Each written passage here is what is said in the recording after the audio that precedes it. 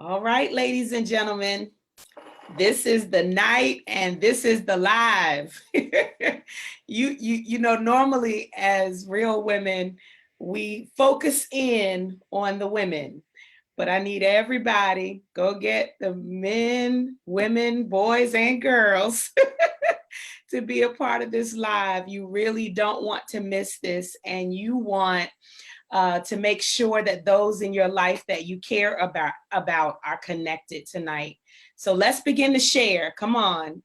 Sharing is caring tonight. You want to make sure that you let someone know that we're on tonight. It's officially 8 o'clock, so I'll be introducing myself in just a moment, but not before you get the opportunity to share and let someone know that we're on. Hello, as you're coming in, please say hello to us. Let us know that you're here. We would absolutely appreciate you saying hello. Let someone know that we're on. We are going in tonight. I can guarantee you we going in because I know who we got going in with us. I know who's about to take us in. So we're about to get the real and the raw of minding your money tonight. So I have shared. I'm hoping that you have shared. Make sure that that you tune in tonight. I want you to not just tune in, but I want you to engage. I want you to ask questions. I want you to share this with someone. Give us your thoughts as we are sharing with you. We want you to share with us. So I'm looking to see. Oh, let's see. Okay, Anya, hello. Mama, hello. Hello, come on in. Looking for all of you all to join us. All right. My name is Trenace Richardson, and it is my pleasure to be here with you tonight and every Tuesday night at 8 o'clock. I am the CEO and founder of Real Women Incorporated, and we exist to create safe spaces for women to do personal development work on themselves. And we do that through live and virtual monthly sister circles. And you can find us physically in person, having a monthly sister circle in the DC, Maryland, Northern Virginia, and Hampton, Virginia, Hampton Roads, Virginia areas. And so every single Saturday, except for fifth Saturdays, if you are in or near these areas, and sometimes we have folks that come from out of town just to make sure they're here physically with us, you will be able to find us at one of those locations. First Saturdays, we are in Charles County, Maryland. Second Saturdays, we are in Prince George's County, Maryland. Third Saturdays, we're in Northern Virginia. And fourth Saturdays, we are in Hampton Roads, Virginia, and Baltimore, Maryland. So we are here and available to you if you are near or in or on the East Coast. But we are not just available to you if you are local to us physically in person, because we host virtual sister circles. Yes, if you become an all access member, you get access to our virtual sister circles every month. In addition to that, we have member benefits where businesses and organizations contribute and give us discounts and become partners with us so that our members benefit from those discounts. We host webinars, we host workshops, we host both virtual and in-person events like intensives, and our members either get to attend free or at a drastically reduced rate. And so you want to consider becoming an all access member as well. You find out all of this information at realwomenrock.org. Again, realwomenrock.org. I see you all coming in, and I have finished with the announcements for now.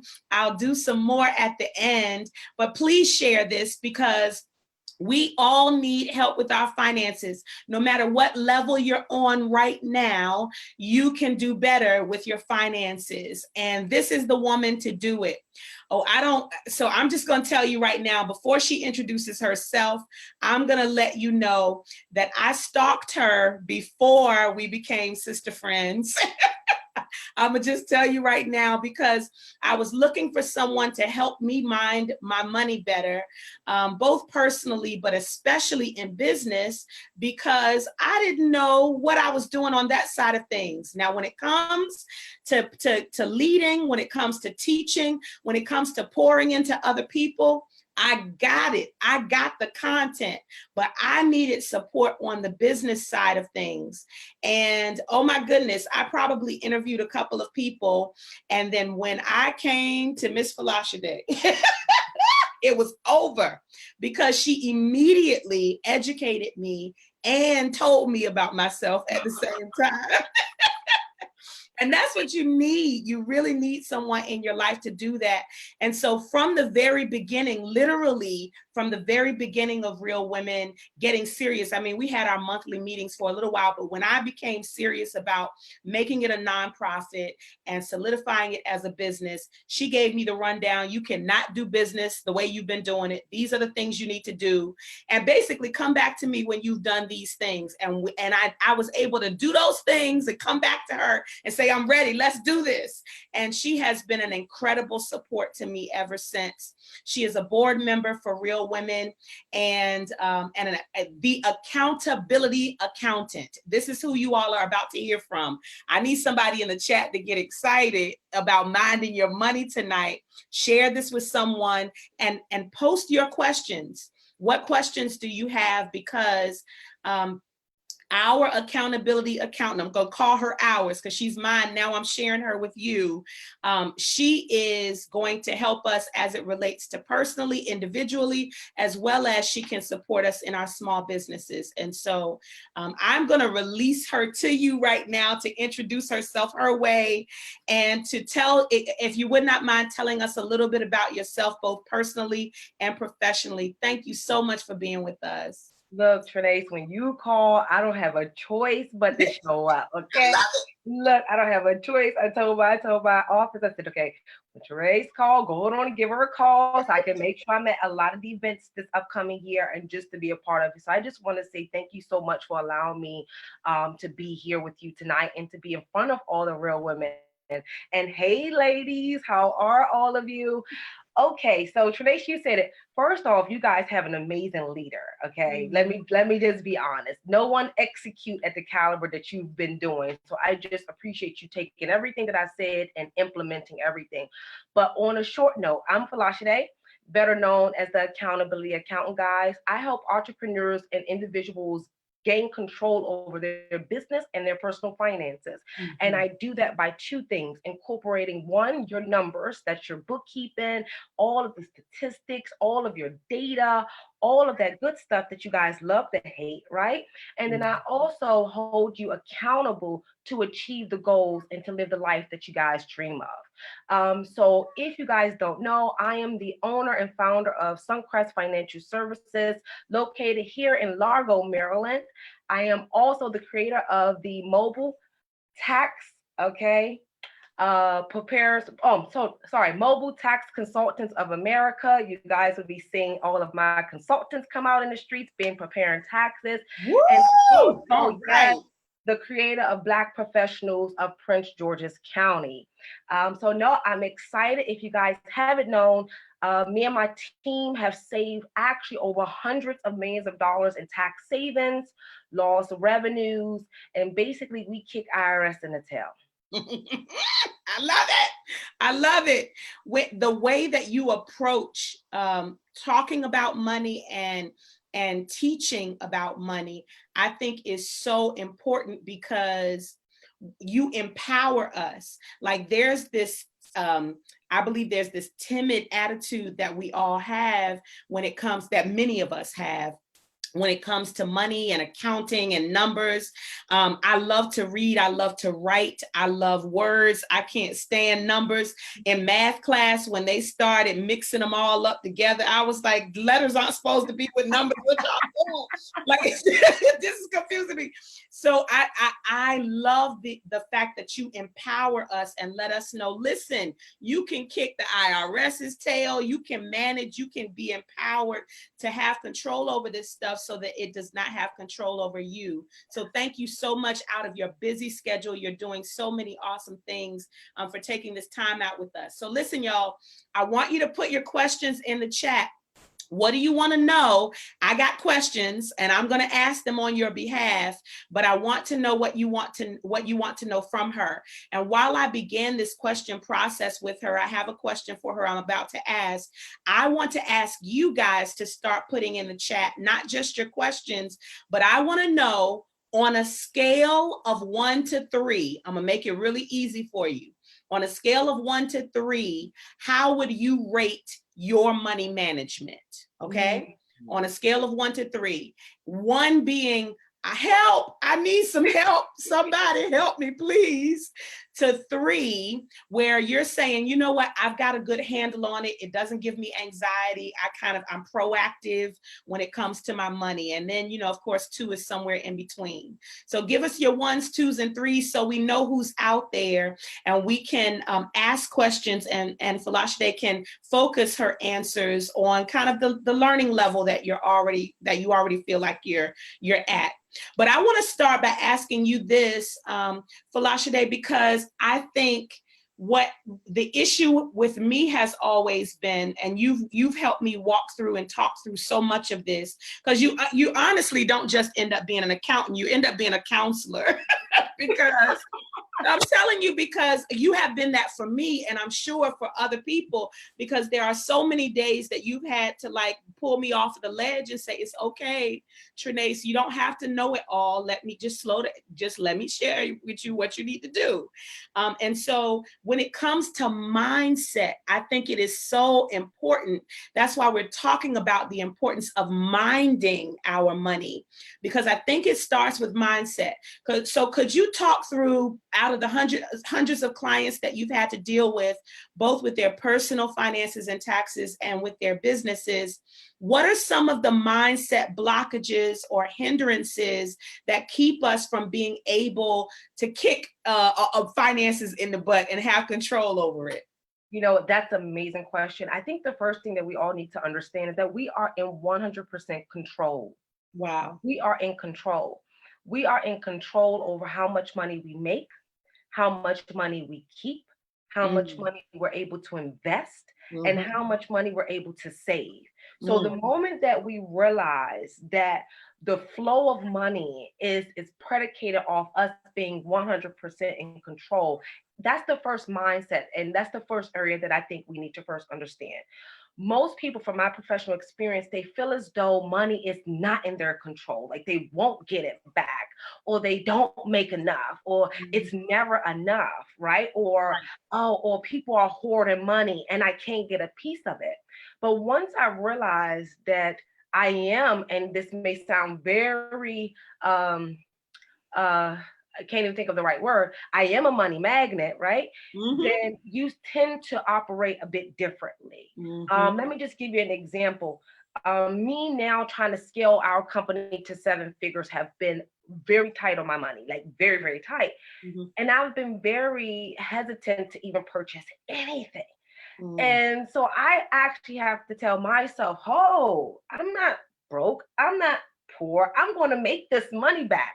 So I can go and buy me something. It could be the smallest thing. And so what I want us to all understand is that we are 100% in control.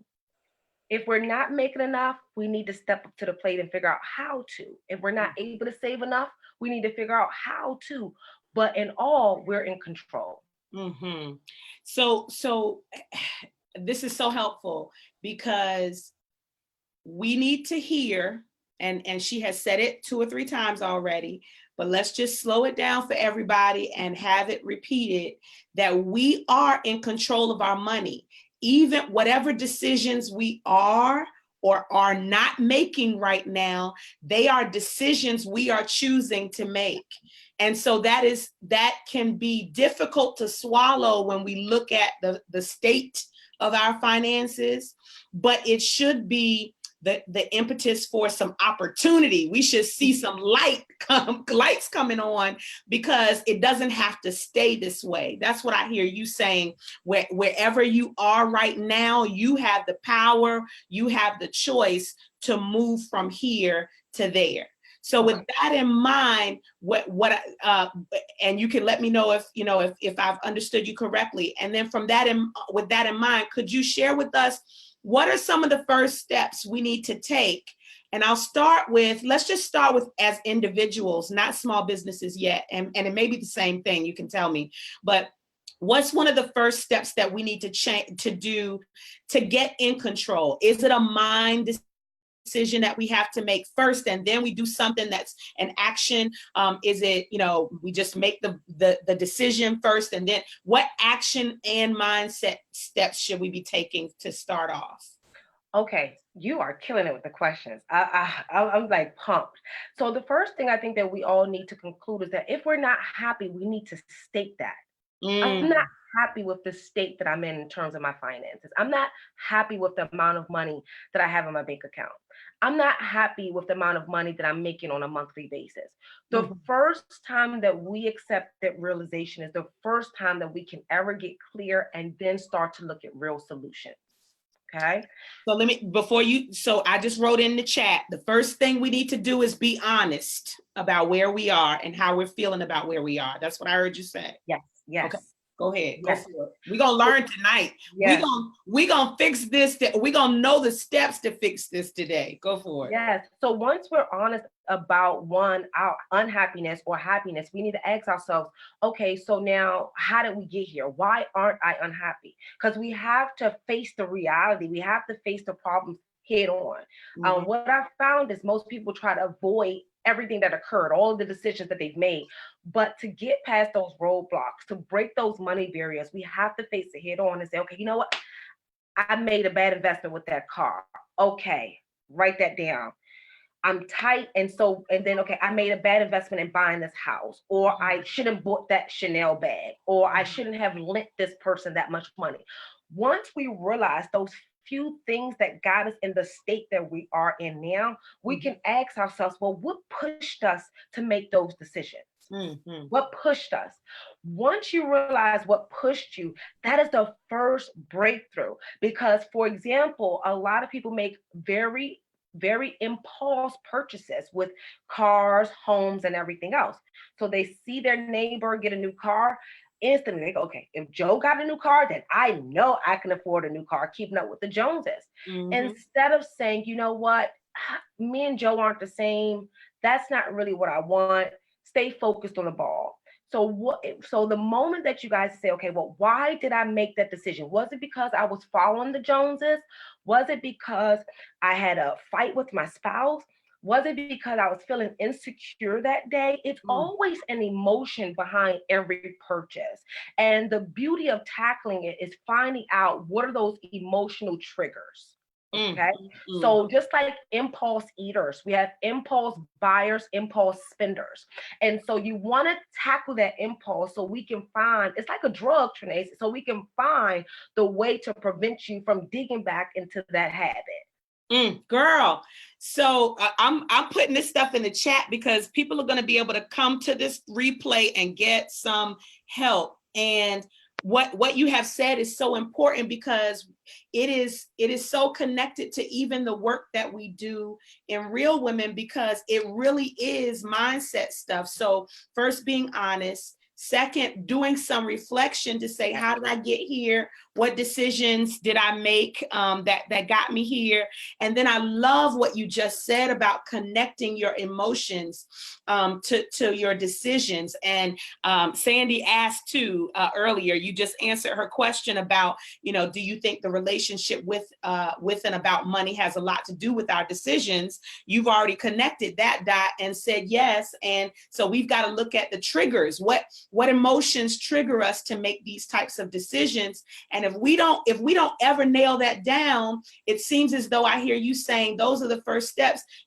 A person like you who can help us get ourselves together will not even be of long-term help to us, because we'll still revert back to our old habits, which will put us back in jeopardy again. Is that right? Yes. Exactly. Yeah. Think about it. Think about it, Trinace. When you and your spouse have a disagreement, right? You and Greg may not have many, but if you and your spouse have, Yeah, we've been married for 20 years. yeah. So look, y'all know each other now. So Uh-huh. if you and your spouse have a disagreement, most ladies go what? They go either have a drink, they go maybe do a little shopping, they maybe go and eat. Think about that. Mhm. Instead of allowing that incidental, that occurrence to push you to spend, why not direct their energy to now taking a walk, just driving the car, Mm. or reading a book, or just going to do a prayer? You understand? But no, what's happening is that we tend to go and buy into our problems, buy into our emotions. So y'all are talking to someone who has helped businesses make and save hundreds of millions of dollars.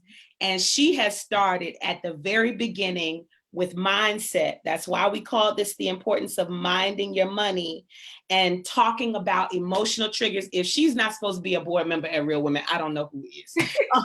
So just the idea of this is not just a numbers game. This is a head game. It's a heart game. And we have the power. I heard you say it from the very beginning. We do have control over this. We've got to embrace that and connect with the fact that we do. So if you could, is there an action step that you would give us as we're doing this emotional work? And please continue to send us your questions and I'll keep looking at them. Before I ask you this question, Miss Mary, that's so good. She recognized her emotional trigger was being stuck in grief in grief spending when her husband died. A definite trigger, right? And so those are real. Whatever our triggers are, it could be, a bad day and something happens at work. Whatever those are real triggers that will cause us to do something outside of what's healthy for us, including spending. So as we're getting our money mindset together, somebody wants and needs. What is something that they need to do? An action as they are making these mindset decisions. Is there something that happens next regarding that? Okay, so what I would like for you ladies to do, go ahead on and take a piece of paper out, put a block on one side and another block on the other side. And you want to put strengths, and then you want to put weaknesses. Okay. Put your strengths on the left side and then your weaknesses on the right side. So what I would like for you all to do is write down all of the strengths that you feel as though you have when it comes into your money, handling your money. Is the strength in you're able to save? Is the strength is you're able to have a good habit, meaning, okay, if somebody gave you money, you can go directly to the bank and deposit. You have a good money routine. Is your strength is that you have a budget in place? Is your strength is that you don't have a lot of credit cards? Write down what your strengths are on the left hand side. Can I give you my two? Yeah. Just the two I thought of while you were talking. I look at this. This is something I didn't do before I started working with you. I look at my money daily. I go and look at my accounts and everything daily so that I'm aware daily of what's happening, and I have an established budget. Yeah. So those are good strengths. Yes. Okay. And so those are amazing strengths. Okay. And your weaknesses may be, okay, you don't check your bank account daily. Okay. Your weakness may be you're scared to even check your bank account. Your another weakness may be, okay, you never pay your bills on time. So write down your strengths on your left-hand side and your weaknesses. And Trinace, this is my proprietary information. So so let me tell them already. Listen, I'm not gonna dig much deeper than this because we only got 10 minutes left, and I'm gonna tell you right now, you pay for this kind of information. It's my proprietary, because people come and be taking people ideas. Somebody they came up with this. No book nowhere ever says strengths, weaknesses, left, right hand side. Right. Okay. So then after you put your weaknesses on the right hand, side, I want you to create one more box that's like right in between but at the bottom of each one. And then I want you to write the connections between the two. Mm. So, for example, Trinae said her strength is that she do have a budget, right? And then on the weakness side, she may not keep up with that budget. You see? So at the bottom box, the third box in the middle, it should connect the dots between the budget and whatever weakness that she may have that's surrounding that budget. And what happens is, more than likely, the bottom is that trigger, the problem. We're able to figure out what's triggering you not to stay on budget. Once you write down that, okay, hold on, I'm doing the budget, but I'm not able to keep up with the budget. Why not? So the solution is more than likely, as soon as you write that down, you'll realize why you're not able to keep up with the budget, or why you're, what is your money blockage? You'll be able to see that in the third box under. So whatever the connections between the two, write that in that third box, and it's going to kind of be self-explanatory as to your strengths and weaknesses and whatever money blocks that you're facing right now. That is good.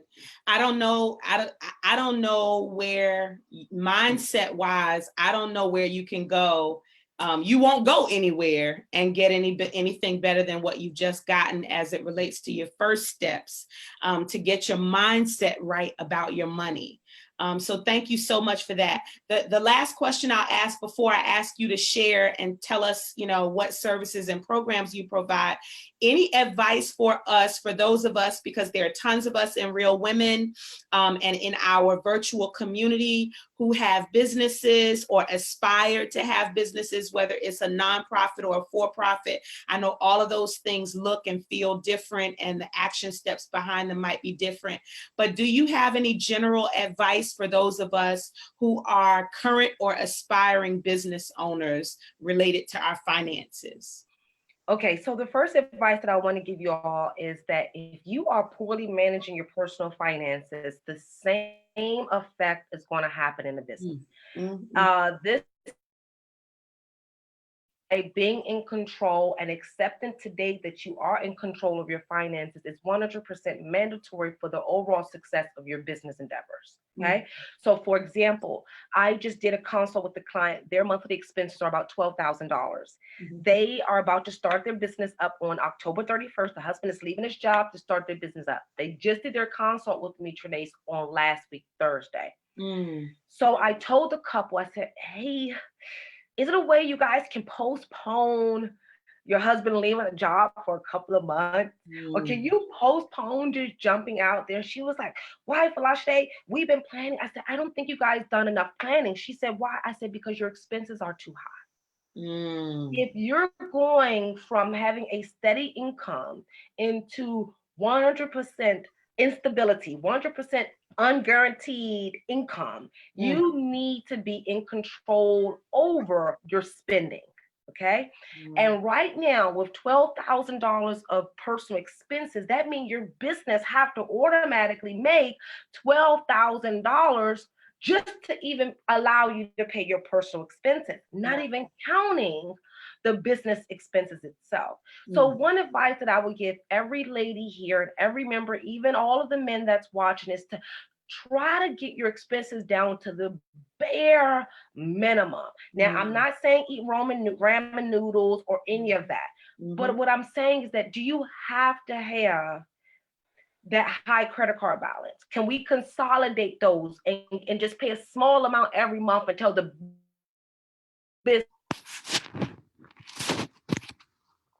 have all of the TV stations like Netflix and Amazon Prime and everything? Could we just narrow it down to just maybe one? Do we have to get our nails done? Look, I don't even get my nails done anymore. Well, they break me out now. But at one point in time when I was building my business, I didn't do any of that stuff. I did everything on my own, just so that additional 150 can stay within the business or stay within my household.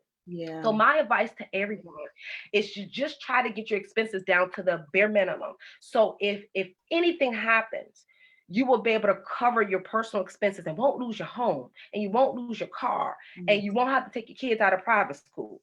And so that's what's happening. People are still starting businesses with the same amount of expenses and thinking that the business is going to turn over a profit within the first 6 to 12 months. It's not guaranteed. But if we can get our expenses down to very minimum amount, we don't put that much financial pressure on us. And let me thank you for that. And I'm hoping this is sinking in with you all because, you know, after you're responsible for it after you hear it, right? And this is as plain as it can be said. But I want to say that I'm a witness to what you're saying because both whether it's my for-profit work or my nonprofit work, I have taken your advice and I have reduced a lot of my expenses so that one, more money can stay in my pocket, and then as needed, when needed, more money can be recycled back into my businesses. And I can proudly say that Real Women is self-sustaining. And it wasn't that way when we first met, but just very quickly, following the advice that you give has really allowed us to become self-sustaining. And so that is a blessing because now I don't have to worry about Real Women pays for itself. I don't have to worry about it. And that's my baby. I don't want to have to worry about it financially. So I am so grateful for you, first of all, just taking the time out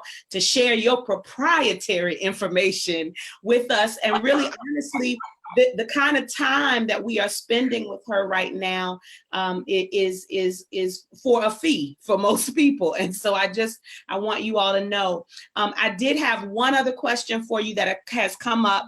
It looks like we good. Okay. Yep. So I'll say that it's a two-part question in that Anya asked, so what happens? How do you mind your money? What mindset shifts or thoughts or even actions do we need to take after job loss of main income in order to sustain ourselves? So I think a lot of it is what you just said as it relates to like drastically reducing our expenses so that we have less to be responsible for. But she also asks to tag along with that, what is your advice for the gig economy type things like Uber and Lyft and Grubhub and those types of things? Do you think, do they work strategically and fiscally with the type of income needed for someone who has lost main income?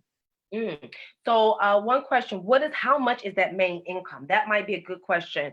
The reason why is because if the main income is just $1,500, okay, so this is the thing. Take a step back, go pull your pay stub out. Go pull your pay stub out. Mm-hmm. If your pay stub says you made $3,000, but you only took home a net 15, we only need to focus on obtaining a net 1,500. Right. You don't have to worry about replacing the whole 3,000 because that's what you were originally giving Uncle Sam, the difference, right? Mm-hmm. So if I were you and I were in your situation, the first thing that I would have to do is go pull up my pay stub and go look at my net amount. What was I actually bringing home into my household? Okay. Once I do that, then I will go and then look at my budget. If I've never had a budget, this is the time when we have to sit back and do the budget. And so the budget consists of what are we spending things on right now? Not what we should. Okay. What are we spending things on right now? Once we write that down, such as our mortgage and our gas, electric, car note, all of that stuff, what we're spending things on, then the next step that we need to take is now looking at where is there any overage? Where is there any wastage? Where are we spending too much on our cell phone bill? Should we go from Sprint to Metro PCS? Should we go from cable to just Amazon Prime? You know what I mean? Uh-huh. Exactly. Mm-hmm. So the moment you figure out your budget, first of all, get your net. The next thing, what you're spending, then any wastage, then you can now create a realistic budget and say, okay, you know what? Once I reduce this, take out anything excessive. That's nails, that's hair. All of those are actually extras, ladies. Yes, we're Black. We need that stuff done. Buy a good $200 wig like I did. Girl, curl that thing up a couple of times. Nobody would never know it was the same wig for 2 years. You understand? They would never know. And that's not even their business, okay? Right. But you may want to go ahead and make that investment if you know you got to keep up with your hair, because in the long run, it's going to save us a lot of money. Yeah. Okay. So once you do that, right, and you break down where's the wastage, then you can now go back and say, okay, well, all I now need is $800. Okay. So with that $800, you can make that an Uber. Mhm. You can make that in Grubhub. You can make that, and you can make those just working on the weekends. So 4 weekends out the month, you can easily make $300 to $400 a weekend from Uber and Lyft and Grubhub. Okay, so that will cover your $800. But if we have to replace 6 grand, the gig economy may not work for you. You may have to now create your own gig, and your own gig may be consisting of you becoming a freelancer. So that means if you have to now take a step back and say, what transferable skills did I acquire at the job that I can now turn into a business? So are you a good writer? Were you a good general manager? Were you a good trainer? What was the skill set that we now can convert that into a gig? And then that's where your bread and butter is going to come from. Then you may never have to worry about money again. Once you realize the transferable skills that you've acquired during your matriculation of being an employee. I feel Anya felt that. I felt that because I don't know that, you know, some of these folks I know in our community. And so I don't know that I've ever heard Anya or anyone who might be listening think that the next step might be, instead of just getting a job, nothing wrong with finding and keep looking for work. But while you're doing that, what skills do you already have in your bag that can just make you money and not somebody else? And that might be the next move for some of us. So especially if you're considering, Trinace, to go into the gig economy, don't just go and not to say Uber or anything is belittling yourself, but you were at that position making that good money for a reason. Okay. And before you go out and go do something else that's not aligned with your skill set, why don't we try to monetize your current skill set first and turn that into your gig? This is turning into a Real Women for Real Sister Circle. We on Tuesday nights, we give y'all a sneak peek into what it's like to be in a Real Women conversation. But this is the real, right, Anya? So this is what I would normally say to the Real Women community. This is my life journal. And in our Real Women Sister Circles, our life journals only have positive, affirming things in them. They don't have the woe is me. You need to be able to release all of that, but do it in another journal. And so this is our life, so that we know when we pick up this journal and go to it, we're only going to see the life-giving stuff, the good stuff. And so I'm encouraging Anya and anyone else listening who are getting some ideas about, you know, that are kind of blossoming right now. Find something, you know, a place to put that kind of stuff right now. What are some giftings that I have? What are some skills that I have? What are some talents that I've learned that I've been using for someone else's job that I could make some money off on my own? And then that whole process of putting yourself out there, I help with that. I can help you. Falasha, they can help you on the financial side of business side of things, and I can help you put yourself out there, get the courage and the confidence to do that. So that is so good. Thank you for that. And they're gonna use you up. Let me see. This is a quick one though. This is a really good question. And then I would love to hear for them to hear about what services and programs you provide. Really quickly, when you have bills and you have living expenses and bills, and you're kind of in debt regarding, I've got these bills to pay, but you have bad credit too. Like, where should you place your focus first? Okay, so first things first, like those are okay, so between us, y'all, sister, you know, we've got outsiders listening, but between us, right? I've had bad credit. Simply because I had to sacrifice, and I've been in all of you ladies' positions if you've ever struggled financially. And so you cannot worry about credit at that point. And so some people may say differently, but how could you worry about credit when you don't even have enough money to pay all the bills? It's not even the same wave. So if I were you, I will first figure out what are your priority bills. So for example, with me, I have a mortgage. I'm a homeowner. So they're not going to foreclose me, girl, until 3 months. So I got 3 months, let's say 2.5 months to pay at least 1 month of my mortgage. That's one thing you have to understand. Pepco gas, and the water, they're kind of your priority. But the water is quarterly. So you still have that 2 months grace period with this. So if I were you, I will go and prioritize your bills. Go and prioritize. So this will allow you to be able to juggle effectively. You got me so excited in here because this is the realest I have ever heard an accountant talk. Let me tell you something. This is the real right here, y'all. Prioritize your bills by when they are due and when they're going to come after you. I love that. Exactly. I'm sorry. Exactly. Go ahead. Keep going. I'm sorry. And then one trick too is, and this between us ladies, you want to use PayPal to pay some bills. And so what I mean by that is go ahead and whip out your little PayPal or debit card and pay your bills on that. That gives you at least 1 to 2 days grace period before it actually comes out of your bank account. So while your money is in transit to be deposited in there, you already then took care of the bill, and then PayPal will go in there a day or two later to pull the money out for that bill. So that gives you 1 or 2 days grace period, and that's a lot of time in the accounting world. That's a lot of time. 2-day grace period is a lot of time. So one, prioritize the bills. So Pepco is one of those bills, guys, where you can pay a month and then skip a month, but then they'd be shady the third month, right? So what I would end up doing with them is paying, right? But also make sure you try to get on a payment plan too. So if you know you're going to fall short the following month before that bill even come up, or as soon as the new bill comes, just call and say, hey, can I get on a payment plan? Can I pay $50 now? And then that allows you to push that bill back another month and a half.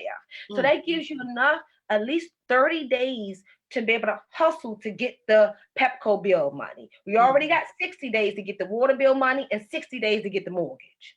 Okay. So those are the things you need to prioritize. And then also when it comes down to the kids, like tuitions, because most of our children are in like private schools and stuff like this, you want to go and be honest with them about it. Most of them are willing to work with you. Yeah. Okay. Don't be afraid to pull somebody to the side. Hey, this is what happened. Is there anything that you guys can do? I've been there. They'll say, oh, not a big deal. Go ahead on and just pay what you can. And if you cannot get caught up after like 2 months, then let us know. We'll work something out. Yeah. Don't be afraid to talk to the people that have some control. Now, don't be talking to everybody, okay? Because we don't need business out there. But talk to the people that are in control. So that may be the principal. That might be the bookkeeper at the school. That might be your church, your pastor. Talk to those individuals and let them know, hey, I'm going through a bit financial strife right now. Is there anything that you guys can do or any program? Another thing that I end up doing too is getting prepaid cards. And so what I mean by like prepaid cards is, so you will have a set amount. If you're bad with money and if you're scared that your account will overdraft, pull it out. Pull out the bill money and go put it on a prepaid card. So you'll at least know, hey, I have $500 on a prepaid card to take your XYZ. Even if they overdraft the bank account, you don't have to worry about them tapping into your bill money. That is so good. Y'all are getting some real advice. You just tell I done struggled though today. That's okay. but I'm telling you, so you just handle both sides of it so eloquently, because mindset is what's gotten you where you are right now, so that your next level of I must call it someone else, pushing forward rather than struggle, because your next level is, all right, so I'm turning this whole business into 7 figures. So now what I got to do that. But before that, many of us have experienced the stuff you've described. And what I love is that you haven't forgotten all of that stuff, and you bring it to your services that you provide your clients. And you have gotten a whole bunch of thank yous in here as it relates to that. So thank you. Could you please just give us a synopsis of, you said it at the beginning, but as we're closing, whatever programs, services, whatever you want us to know about what you provide, and exactly where they can find you. Okay, so I provide that freedom of being 100% in control of your direction. So what we don't understand is that you all need an accountant, whether you like it or not. You either need me to help you beat the IRS or help you save money, or you need me to guide you and to be strategic and help you in situations like this. So we have multiple ways that you can work with me. Trinace did just one consult with me, and we changed the whole trajectory of the whole organization. The whole organization. 1 hour. Yep. 1 hour with me Yep. completely changed the whole trajectory. I remember the call, and you executed. I do too. Yes. So what you guys can do, if you feel as though you don't have a lot of clarity or you don't know where your business is going, I advise you to do a one-on-one consult with me that allows you to come to the table with all of your questions, open-ended, no judgment, nothing. And I'm going to break that stuff down and provide you with actionable steps for you to get to where you want to go. That's one thing. The second thing, if you guys know that you don't know anything about your taxes, why you're owing, why you're getting a refund, then I advise you to work with me this upcoming tax year. Simply so, if you decide to never come back to me again, you will know why your taxes are the way they are, what state you're in and why, and then also the deductions and expenses and stuff that's applicable to you. And then you can kind of better, and you can be in better control over what you're paying Uncle Sam. So that's another way I can help you with your taxes.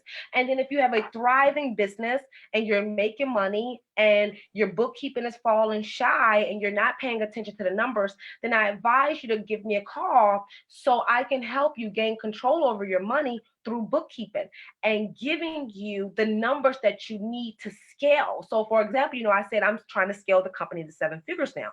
I'm scaling the company 7 figures through the numbers, through strategic partnerships and relationships and everything else. And the only way I can do that is by knowing my numbers, knowing my money habits, knowing where my money is going, where is it going, what I'm spending, how am I spending it, and everything. So those are 3 core ways that you guys can work with me. And then at that point, I will then guide. You see, go ahead. You can say something. Are you serious? Yeah. Okay. You okay?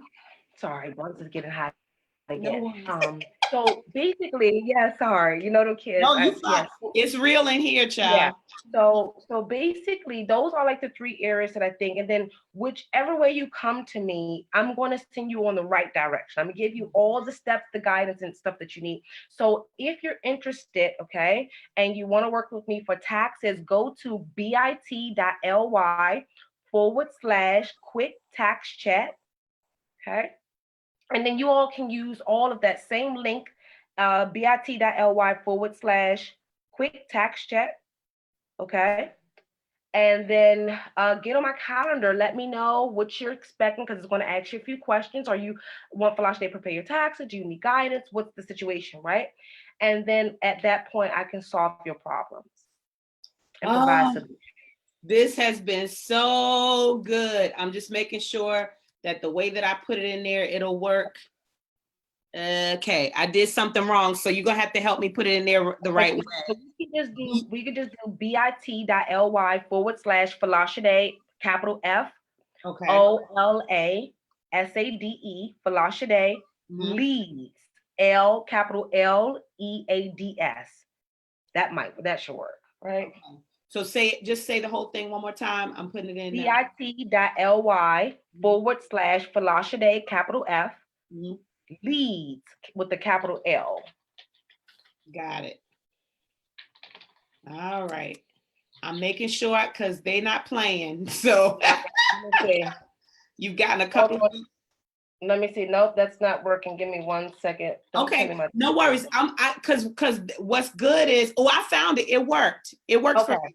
So not the quick tax one, but the lead one. Yep, it worked. So I'll put it in here the right way. I got you.